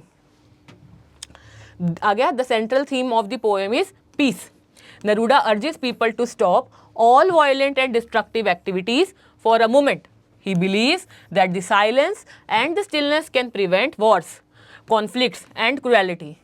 The poem promotes non-violence and harmony among nation. यानी कि जो पोएम है वो ये कह रही है कि भाई सब के सब क्या करे, नॉन वायलेंट रहे, और ये जो डिस्ट्रक्टिव एक्टिविटीज है यानी कि डिस्ट्रक्शन है इनको रोके, फॉर अ मूवमेंट बिल्कुल साइलेंट हो जाए, स्टिल हो जाए, और वॉर को ना बढ़ने दे, क्रुएलिटी ना हो, कॉन्फ्लिक्ट्स ना हो। और पोएम प्रमोट कर रही है नॉन वायलेंस को, हार्मनी को नेशंस के बीच में, कंट्रीज़ के बीच में। और ये आजकल की जो सिचुएशन चल रही है वो काफ़ी रिलेटेबल भी हो गई है। बच्चों आजकल की सिचुएशन मत लिखाना पेपर में, ठीक है, पेपर में वही लिख के आना एग्ज़ाम में जो आपको इसमें बताया जा रहा है। आप देखो अलग अलग लोग पढ़ाते हैं, सब अपनी तरफ से अच्छा ही पढ़ाते हैं, मेहनत सब अच्छी करते हैं, हम एग्जाम्पल सब अलग अलग तरीके से देते हैं। आपने इसमें आजकल जो हो रहा है वो नहीं लिखना, ठीक है, दो ऑटोमेटिकली कोरिलेट हो रहा है, बट आपने नहीं लिखना। जितना पूछा जा रहा है फैक्ट्स, जितने इमोशंस पूछे जा रहे हैं, सिर्फ उतने ही आपको आंसर में लिखने हैं, फैक्ट्स पर फोकस करना है। आगे, the importance of silence and introspection, मतलब खुद को पहचानना और पीस का, शांति का इंपॉर्टेंस क्या है, ये नेक्स्ट थीम है। The poet suggest that silence is powerful. By keeping still for a brief moment people can reflect on their actions and understand themselves better. This introspection can lead to personal growth and better decision making. अगर हम खुद को शांत करेंगे और खुद को पहचानेंगे, खुद से बात करने की कोशिश करेंगे और देखेंगे अपने बारे में, तो हम आगे चल के बेटर डिसीजन भी ले सकते हैं, और हम आगे चलकर अपने बारे में सोच भी सकते हैं और अपने लिए सोच सकते हैं। ठीक, उसके बाद बच्चे आप लोगों का है यूनिटी एंड यूनिवर्सल ब्रदरहुड, यानी कि एक साथ रहना और सब लोगों का एक साथ मिलकर रहना, चाहे वो वॉर फ्रंट पे ही क्यों ना हो या राइवल कंट्री ही क्यों ना हो। Neruda ask everyone to count to 12 together, symbolizing unity. He encourages collective action and global harmony. मिलकर काम करना, कलेक्टिव एक्शन और ग्लोबल हार्मनी को हो एनकरेज कर रहे हैं। The poem highlights the idea that all human beings are connected and should live peacefully. ये पोएम ये आइडिया दे रही है कि सारे ह्यूमन बींग्स को एक साथ रहना है और पीसफुली रहना है। नेक्स्ट थीम है आपकी एनवायरमेंटल अवेयरनेस, जो कि है through the examples of fisherman not harming whales, the poet emphasizes protecting nature और suggest that humans should stop exploiting natural resources and live in harmony with the environment. environment के साथ harmony के साथ रहना। Self realisation, खुद को पहचानना, ये बार बार वही हमने पढ़ लिया है, फटाफट इसको देखते हैं। The poem teaches that the constant activity and the material pursuits disconnect us from the inner self. A movement of silence helps individuals realize the true purpose of life and understand the value of compassion. जब हम खुद को जानेंगे तो हमें पता चलेगा what is compassion, what is us to us, what is important, ये आपको पता चलेगा। और क्या कॉन्ट्रास्ट है आपका, किस में कंपैरिजन हो रहा है, एक्टिविटी में और स्टिलनेस में। जो कि जब हम एक्टिव हैं, जब हम काम कर रहे हैं, तब हम अपने बारे में सोच नहीं रहे, लेकिन जब हम इनएक्टिव हैं, हम सिर्फ साइलेंट मोड पे है, तब हम अपने बारे में सोच रहे हैं। तो ये कॉन्ट्रास्ट है आपका। The poet contrast the restless busy modern world with the peaceful movement of stillness. He shows that true understanding and wisdom come from the calmness, not chaos. वो ये बता रहे हैं जो असली विजडम है, जो असली नॉलेज है, वो कामनेस से आती है, ना कि भाग दौड़ करने से, किसी के पीछे भागने से। Life not death. वो बोलते हैं ना कि मतलब स्टिल होने का मतलब ये नहीं कि डेथ, बिल्कुल डेड बॉडी की तरह हो जाओ, मर जाओ, नहीं। Although the poet talks about stillness, he clearly states that he does not promote death. वो कभी नहीं कह रहा कि मर जाओ या मार दो और टोटल इनएक्टिविटी। इंस्टेड ही सपोर्ट्स मीनिंगफुल साइलेंस। आप साइलेंट हो रहे हो, शांत हो रहे हो, अपने आप को जानो, इंट्रोस्पेक्शन करो, कंपैशन हो, ये सब हो, and that nurtures life and growth. और यहाँ पर आपका हो जाएगा कंपैशन, ठीक है, और भी चीज़ें आगे देखते हैं। Then we have extract questions. ये इंपॉर्टेंट एक्सट्रैक्ट है आपके बुक के, मॉड्यूल के, और मैराथन के लिए रेडी हो ना। मेरे को ना जानना है भाई, मतलब तुम मुझे कमेंट में देखना, who all are ready for marathon, कौन कौन मैराथन के लिए रेडी है, बिल्कुल A to Z के लिए रेडी है। वो आपको, आपका टाइम टेबल तो आपको पता ही है। मैराथन एक दिन आपका पूरा रीडिंग सेक्शन का होगा और एक दिन पूरा राइटिंग और आपका एक लिटरेचर सेक्शन का होगा, एक दिन राइटिंग और रीडिंग का होगा। फुल ऑन सब कुछ एक ही बारी में होगा। कितनी देर का होगा ये मत पूछना, लाइव होगा नहीं होगा अभी ये नहीं कुछ बताऊंगी, सब कुछ सरप्राइज है आपके लिए। कैसे होगा, क्या है, it's a surprise, but it's A to Z, सब कुछ होगा, ठीक है। तो एक बार सब कुछ आपका जो अनकवर्ड रहा है या अनटच रह गया भी होगा, वो भी उस दिन हो जाएगा। मतलब तुम जब पेपर देने जाओगे ना, तो तुम्हें कुछ टेंशन होगी ही नहीं, क्योंकि बहुत कामली आराम से जाओगे, मस्त होगे, सब आता है भाई। बस क्वेश्चन दो और we are ready to write it down.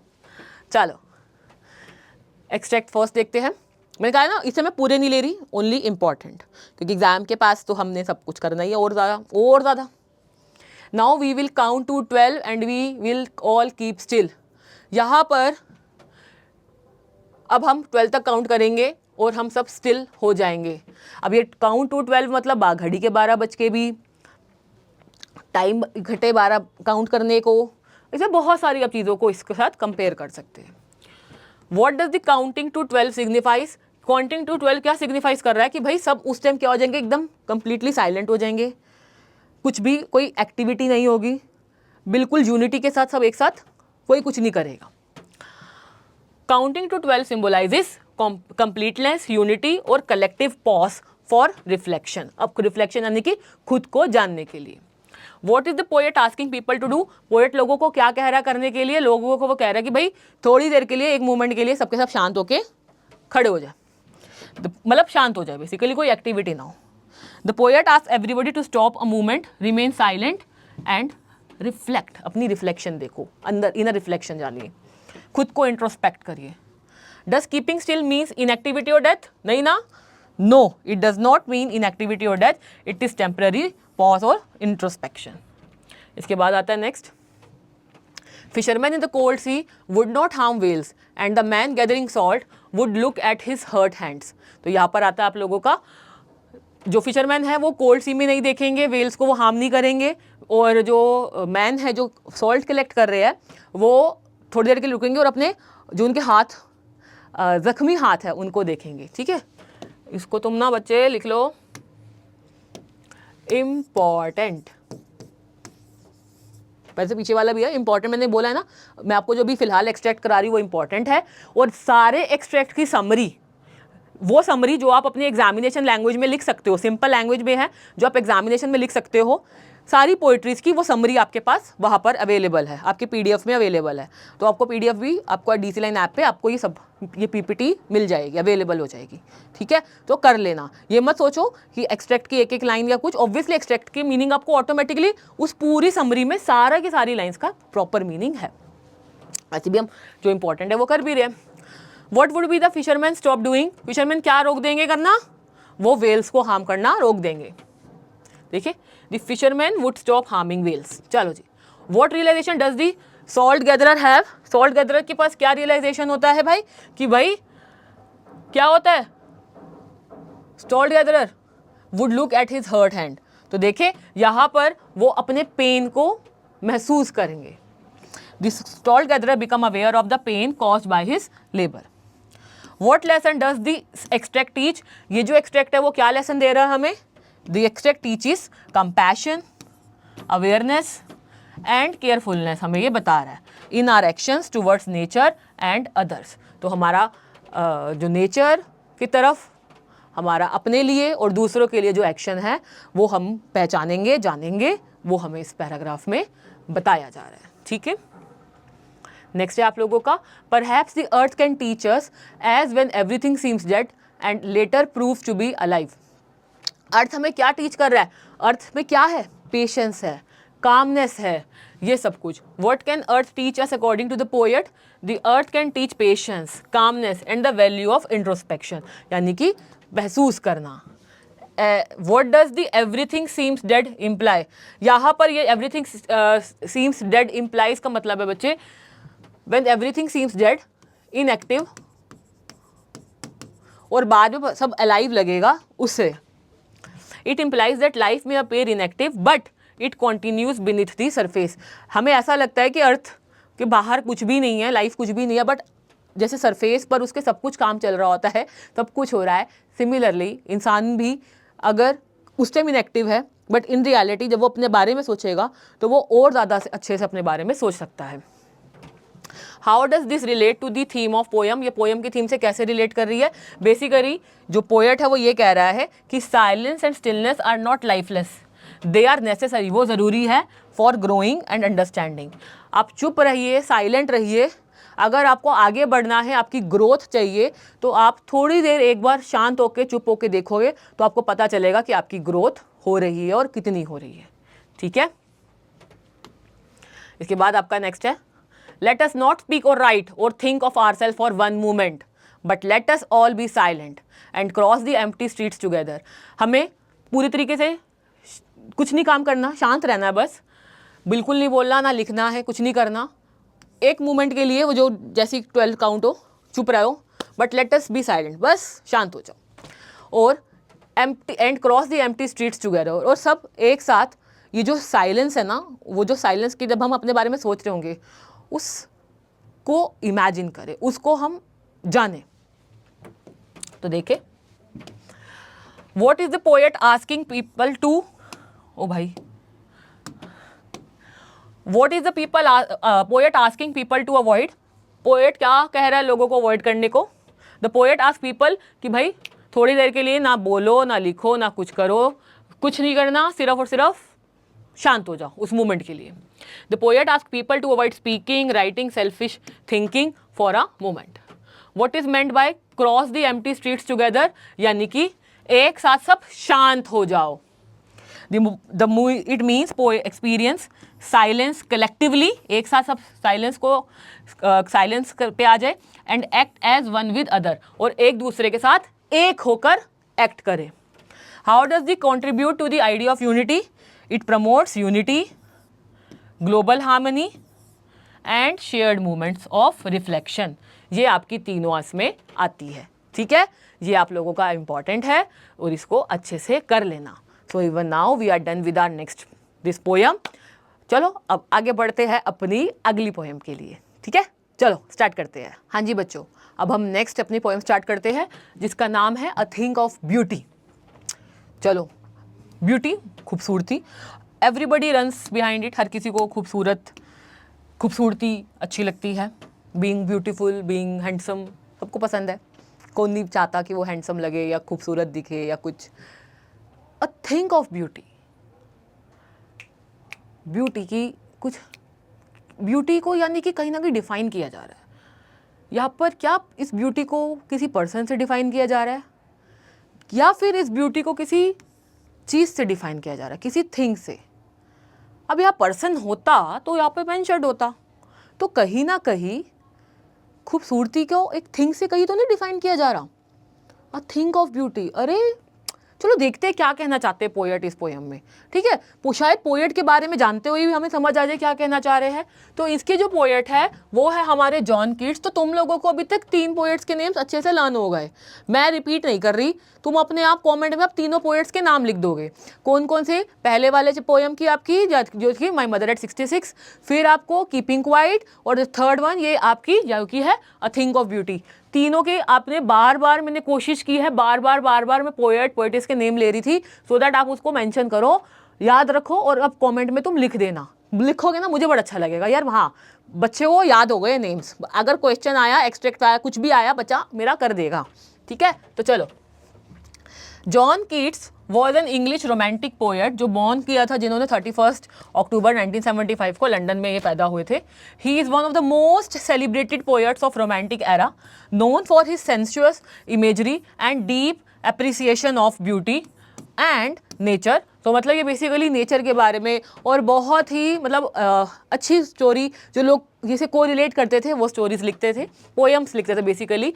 Keats poetry reflects the theme of love, mortality, the fleeting nature of life and the enduring power of art and beauty। Basically जो उनकी राइटिंग होती थी वो खूबसूरती, enduring power of art, मतलब और nature life से कैसे जुड़ा हुआ है, इन सब चीज़ों से इनकी जो पोएट्री थी वो जुड़ी हुई थी। आगे, despite dying young at 25 from tuberculosis, he produced some of the most famous works। मतलब इनके क्वाइट बहुत यंग एज में इनकी डेथ हो गई थी, शायद 25 के ही वॉज देयर, बट उनके जो उन्होंने इस ड्यूरेशन में भी जो भी लिखा वो आज के डेट में भी बहुत फेमस है। इनफैक्ट जो बच्चे ऑनर्स कोर्सेज करते हैं उनको पता है, वो अगर एडमिशन ले मतलब आप कॉलेज में जाएंगे ऑनर्स कर रहे हैं या कुछ है, बी ऑनर्स, इंग्लिश ऑनर्स, तो उसमें ये इनके वर्क बहुत ज़्यादा है। और या तुम बचपन से भी पढ़ते आ रहे होगे कुछ ना कुछ, ode to nightingale, ode on Grecian urn, La Belle Dame sans Merci, Endymion, ये इंपॉर्टेंट है तुम्हारे लिए आज के लिए। तो मतलब ये इनकी पोइट्री, मतलब इन्होंने बहुत फेमस पोइट्रीज लिखी, तो ये उनकी कुछ फेमस राइटिंग सेक्शंस में से एक है। A thing of beauty, Keats celebrates the power of beauty in the nature, art and human experience. He believes that beauty gives joy, hope and comfort to the human soul and transcends temporary suffering. वो ये कह रहे हैं, ये जो think of beauty है ना, हम देखो कुछ भी हमारा मूड ख़राब होता है या कुछ है, गर्ल्स का मूड ख़राब होता है, फ्लावर्स ला के दे दो, मतलब खुश हो जाएंगी।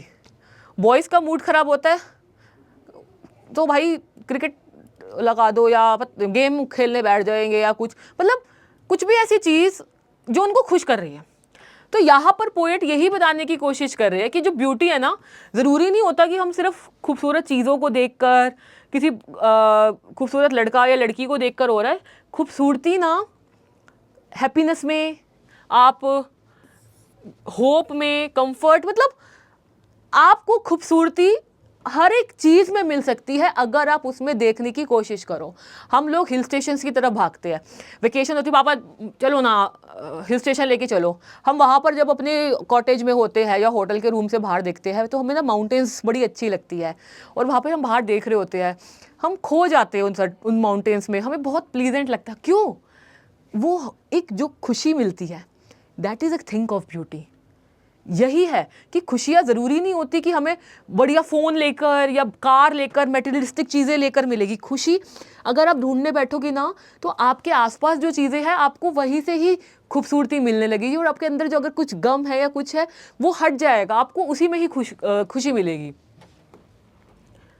देखो अब इसकी समरी पे आते हैं। Main the poem a thing of beauty is also known as the opening lines of Keats long poem Endymion. उनकी जो सबसे लॉन्ग पोएम में से एक है एंडेमियन, उसकी ओपनिंग लाइन्स है, यानी कि ये पूरी पोएम आपकी एंडेमियन की पूरा नहीं लिया गया, उस पोएम का एक पोर्शन लिया गया है। तो आपको ये एग्जामिनेशन पॉइंट ऑफ व्यू से लर्न कर लेना। मैं इसको कलर चेंज कर देती हूँ यहाँ पे बच्चे, ठीक है। उनकी लॉन्ग पोएम का ये एक छोटा पार्ट है। अगर आपको कोई क्वेश्चन आ जाए, ऑब्जेक्टिव आ जाए, एक्सट्रैक्ट में से आ जाए, कुछ भी आ जाए, तो आप इसको अटेम्प्ट कर लोगे। It highlights the theme that beautiful things are as a source of joy. Beautiful things source of joy है और inspiration है, offering solace in the hardship of life। हमारी जो ज़िंदगी में इतनी hardship है, इतना भाग दौड़ है, इतनी मेहनत है, इतने गम है, दुख है, उसमें अगर हम खूबसूरती ढूंढने चाहे ना, एक छोटी सी चीज़ शांति, पीस, हैप्पीनेस ढूंढना चाहे तो एक छोटी सी चीज़ से भी हमें वो चीज़ खूबसूरती मिल जाएगी। Kids begin with the famous line, वो अपनी जो पोएम स्टार्ट करते हैं वो बहुत फेमस लाइन से स्टार्ट करते हैं, a thing of beauty is a joy for ever, जो क्या कहती है, suggesting that beauty whether found in nature, art और human deeds as a lasting impact on the mind of and soul. अगर हम देखना चाहे तो खूबसूरती नेचर में भी है, कोई आर्ट में भी है, किसी ह्यूमन की कोई डीड, किसी ने, कोई इंसान किसी के लिए कुछ बहुत अच्छा कर रहा है, हम उसकी तरफ अट्रैक्ट होने लग जाते हैं। तो खूबसूरती अगर तुम ढूंढना चाहो तो तुम्हें छोटी से छोटी चीज़ में भी खूबसूरती मिलेगी और तुम्हारा सोल जो है वो बहुत खुश हो जाएगी। He emphasizes that beauty is eternal and continues to delight us even in the midst of pain and suffering. ये जो ब्यूटी है ना, ये इंटरनल होती है। हम किसी की खूबसूरती को पहचान रहे हैं, किसी को हम अप्रिशिएट कर रहे हैं, हमें वो चीज़ बहुत सूदिंग लग रही है, हमारी आत्मा को बहुत रिलैक्स दे रही है। उस पर्टिकुलर मोमेंट पे हमारे अंदर जो भी सफरिंग्स है, पेन है, वो कहीं ना कहीं हट जाएगी, कम हो जाएंगी जब हम खुद से ही खूबसूरती अपने आसपास चीज़ों को देखेंगे और उनको पहचानना शुरू करेंगे।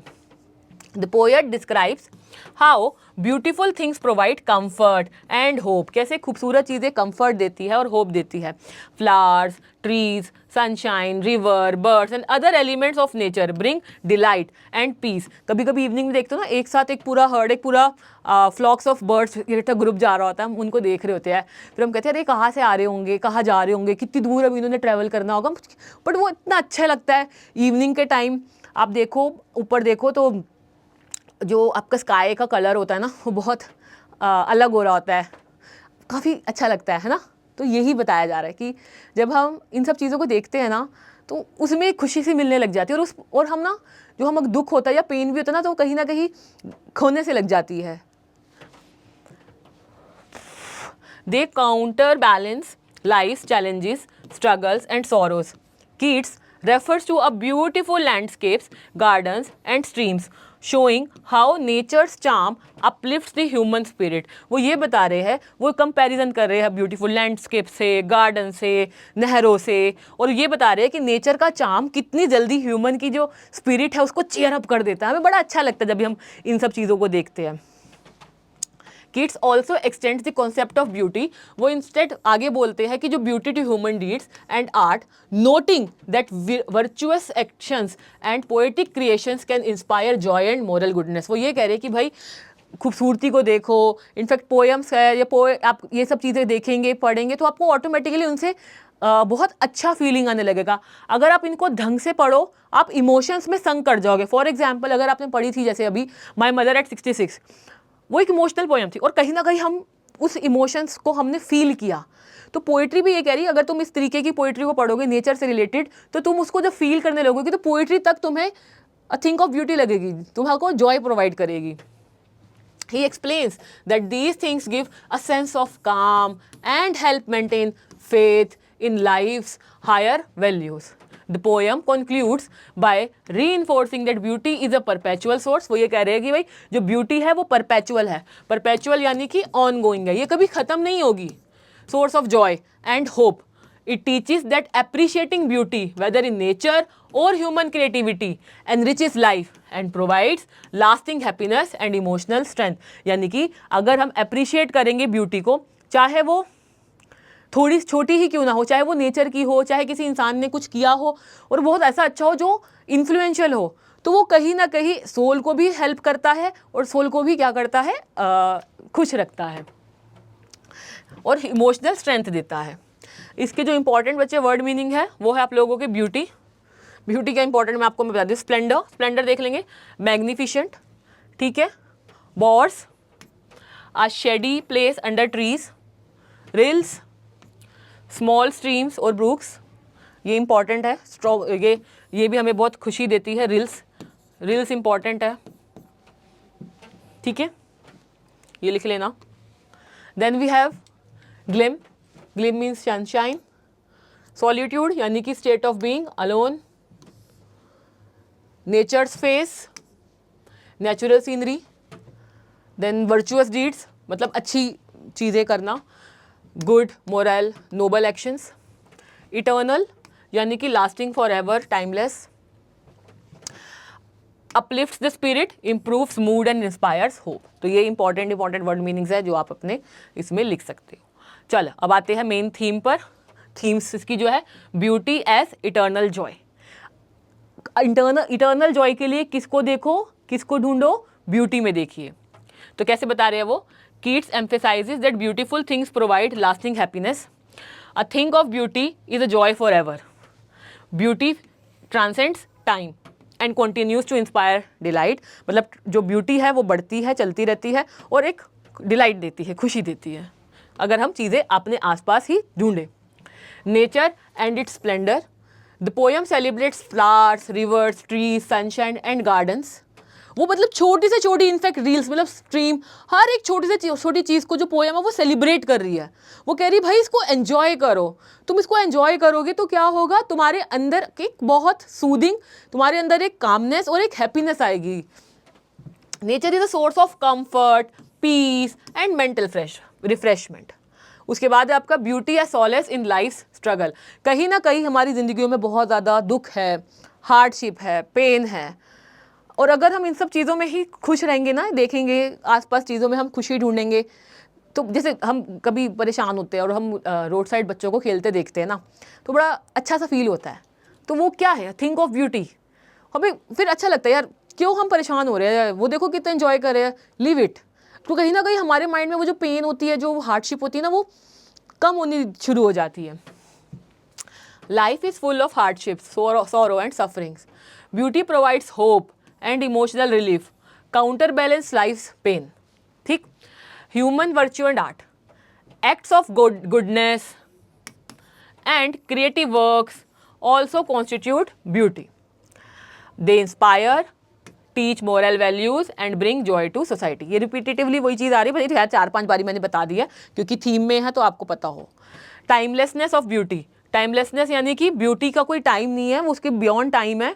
आप अगर कहीं पर भी खूबसूरती देखोगे आपको मिल जाएगी। आपको खुशी चाहिए, आप अपने अंदर चीज़ों को महसूस करिए, इधर देखेंगे तो आपको छोटी से छोटी चीज़ में भी खूबसूरती दिखेगी। Beauty endures beyond the transient events and human worries, it is eternal, uplifting and universally accessible. ठीक है, इसके बाद बच्चे आता है आप लोगों का रोमांटिक आइडियलिज्म, जिसमें पोएट कह रहे हैं कि अब रोमांटिक आइडियलिज्म है एम्फेसाइजिंग नेचर, इमेजिन करो चीज़ों को, इमोशनल एक्सपीरियंस पे आएंगे। तो जो ब्यूटी है वो इमोशनल, ह्यूमन, आर्ट, इन सब चीज़ों से कनेक्ट कर रही है। क्योंकि देखो जब हमने पोएट के बारे में कुछ पढ़ा और जब हम पोएम में कोई भी हमारे को एक वर्ड होता है ना, तो हम उसकी जो आइडियोलॉजी है उससे हमें कोरिलेट करके लिख देना होता है। आपकी इसमें कौन कौन से लिटरेरी डिवाइसेस यूज़ हुए हैं, इमेजरी यानी कि Keats use vivid images of nature to delight the senses, for example rivers, flower, sunshine and gardens. तो ये आपका इसमें इमेजरी यूज हुआ है। ठीक, उसके बाद आता है बचा एलिट्रेशन, जिसमें रिपीटिशन ऑफ कॉन्सोनेंट साउंड होता है, पीछे भी बताया था, स्प्लेंडर्स एंड सनशाइन। तो यहाँ पर आपका कॉन्सोनेंट साउंड आपका रिपीट हो रहा है, दिस। ठीक है, then we have metaphor followed by beauty is a metaphorically described as source of eternal joy. तो आपका इसमें जो लाइन है वो है, think of beauty is a joy for ever. ठीक है, beauty itself is compare to joy. Personification जो कि है नेचर और ह्यूमन डीड्स का बताया जाता है। Beauty can lift the spirit, nature beauty एक स्पिरिट को एनरिच कर देती है, खुश कर देती है आत्मा को। मतलब जो जिंदा है तुम ये मत समझो मर गया कुछ, जो जिंदा है। रिपीटिशन देखो, ब्यूटी, जॉय, फॉर एवर, ये आपका है। Romantic tone, lyrical and reflective tone आपकी इसमें आ रही है। कॉन्ट्रास्ट कहा हो रहा है, हार्डशिप बताया जा रहा है, life hardship with the comfort beauty brings. ये आप लोगों का डिवाइसेस थे। अब आते हैं इंपॉर्टेंट एक्सट्रैक्ट बेस्ड क्वेश्चंस पे। A thing of beauty is a joy for ever, its loveliness increases, it will never pass into nothingness. तो क्वेश्चन देखते हैं, व्हाट डज, पहले बता देती हूँ, a thing of beauty is a joy for ever, ये तो पता ही है। अ थिंक ऑफ ब्यूटी हमेशा के लिए आपका जॉय है, मतलब खुशी की बात, खुशी के लिए है। इट्स लवलीनेस इंक्रीजेस, इसकी लवलीनेस है जो बढ़ती रहती है। It will never pass into nothingness, ये कभी भी ऐसा नहीं होगा कि कुछ नहीं है, तुम अगर हर चीज़ में खुशी देखोगे तो तुम दुखी कम होगे, पेन हार्डशिप ये तुम्हारी कम हो जाएगी। What does a think of beauty refers to? A think of beauty क्या है? A think of beauty हर चीज़ जो तुम्हारे आसपास है, जैसे कि it refers to anything beautiful in nature, art और virtuous deeds जो इंसान लोग करते हैं। What is the meaning of joy forever? Joy forever यानी कि खुश रहना, हैप्पीनेस, डिलाइट रहना, यही सब। Joy forever means lasting happiness and delight. How does beauty affect human life? Beauty human life को कैसे अफेक्ट करती है? तो देखे, beauty uplifts the human spirit, giving comfort and hope even in hard times. Hard times में भी अगर beauty है, हम आसपास नेचर के आसपास है, चीज़ों को समझ रहे हैं, इन डेप्थ जा रहे हैं, तो ऑटोमेटिकली क्या होगा? हार्ड टाइम्स में हमारी आराम से निकल सकते हैं। फिर है by slow prudence, by stirring thoughts और by sight of some beautiful scenes our hearts are lifted and our troubles eased. तो यानी कि अगर हम चीज़ों को एनालिसिस करेंगे, समझेंगे, तो हमारे पास कोई भी ट्रबल होगा या हमारे हार्ट में कोई भी पेन होगा तो हम उसको आराम से सरपास कर लेंगे। How can heart be lifted according to the Keats? वो कैसे अपलिफ्ट हो जाएगा बताइए? Heart can be lifted by observing beauty और reflecting thoughtfully. What is the poet suggesting about life hardship? Poet क्या सजेस्ट कर रहा है लाइफ की हार्डशिप के बारे में? कि भाई life has troubles but beauty provides relief and solace. What is the literary device use in the hearts are lifted? Hearts are lifted में कौन सी आपकी यूज हुई है? पर्सोनिफिकेशन यूज हुई है, हार्ट ऑफ लिफ्टिंग, मतलब ह्यूमन हार्ट को combine किया गया इसमें लिफ्टेड से।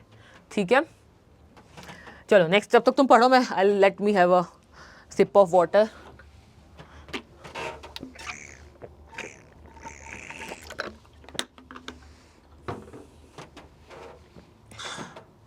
Now splendour, light and glory of nature and good human deeds will always bring joy to the soul. तो यानी कि यहाँ पर पोएट किस टाइप की ब्यूटी को डिस्क्राइब कर रहा है? वो कह रहा है कि भाई वही ह्यूमन डीड्स और आसपास की जो ब्यूटी है उसको, natural beauty and virtuous human deeds. Natural beauty में यानी कि आपका नेचर, माउंटेन्स, रिवर्स, ये सब कुछ। How do these beauties affects the soul? ये ब्यूटीज सोल को कैसे अफेक्ट करती हैं? ये हमारे दिल में एक जॉय लेकर आती है, एक होप लेकर आती है, एक डिलाइट लेकर आती है कि सब ठीक हो जाएगा, एक खुशी लेकर आती है। They provide happiness, hope and emotional upliftment. Important, ठीक है। What is the theme reflected in this extract? क्या थीम रिफ्लेक्ट हो रही है? Eternal Joy and importance of appreciating beauty. मतलब इंटरनल जॉय यानी कि अंदर से खुद से खुश होना और इम्पॉर्टेंस समझना ब्यूटी की, ठीक है, नेचर की। और ये है, चलो इसका ये दो क्वेश्चंस कर लेते हैं। What is the central idea of the poem? क्या सेंट्रल आइडिया है? वही नेचर, आर्ट, इन सबको अप्रिशिएट करना, इनको समझना, इसी में ही खूबसूरती ढूंढना, ह्यूमन डीड्स को अप्रिशिएट करना, यही सब। So the poem highlights that beauty is in nature, art and human deeds bring lasting Joy and hope. It comfort people in times of sorrow. लोगों को दुख के टाइम पर जब परेशान होते हैं, अपलिफ्ट करते हैं उनकी सोल को। And teaches the importance of appreciating life's wonders. और ये अप्रिशिएट करना सिखाती है, ज़िंदगी में कुछ भी हो जाए आपको रुकना नहीं है, आपको खुश रहना है, और खुशी आप अपने आसपास की चीज़ों से ढूंढ सकते हो। ब्यूटी जो है हमें कोई बाहर से ला के नहीं देगा, इंटरनल होती है, यानी कि जो खुश रहना है वो इंटरनल है and source of emotional strength है। उसके बाद है बच्चे, how does Keats describe the role of nature? Nature के रोल को क्या कहा है उसने? तो the Keats describes nature as a source of joy and comfort. Rivers, flowers and sunshine soothes human sufferings and lifts spirits. यानी कि human suffering को छुपाती है और इंसान की जो भी दुख है, गम है, दर्द है, उसको कम करने की कोशिश करती है। Nature beauty provides a peaceful escape from life's hardship. Nature की जो ब्यूटी है इंसान को जो बहुत हार्डशिप है उसको एस्केप करती है। होता है ना, बहुत दिन हो गए पापा लेके चलो ना बाहर, हम थक गए यहाँ रहते रहते, ये 2-3 दिन के लिए चलो। क्यों? हम ना we want peace, we want change, कहाँ जाके, नेचर में जाके, यही बताया हुआ है। ठीक, तो देखो, and help people reflect, rejuvenate and find hope in the difficult times. And लोगों को हेल्प करती है वो खुद को रिजेनोवेट करें और जब ज़रूरत है कुछ है तो इनमें खुशी ढूंढे, होप। तो आई होप आपको ये अच्छे से सारा समझ आ गया होगा, तीनों पोइट्रीज आपकी along with poets and everything theme. और अब आप क्वेश्चंस अटेम्प्ट करने के लिए बहुत अच्छे से रेडी है। और अब हम जल्दी मिलेंगे अपनी बाकी की बची हुई पोइट्री के साथ। अपने नोट्स पक्का बना रहे हो ना, और कैसी लग रही है आपको क्लास, ज़रूर बताना। तो आज के लिए मैं इतना ही रखती हूँ, तब तक के लिए bye everyone, take care and all the very very very best for your examinations and preparations. Bye.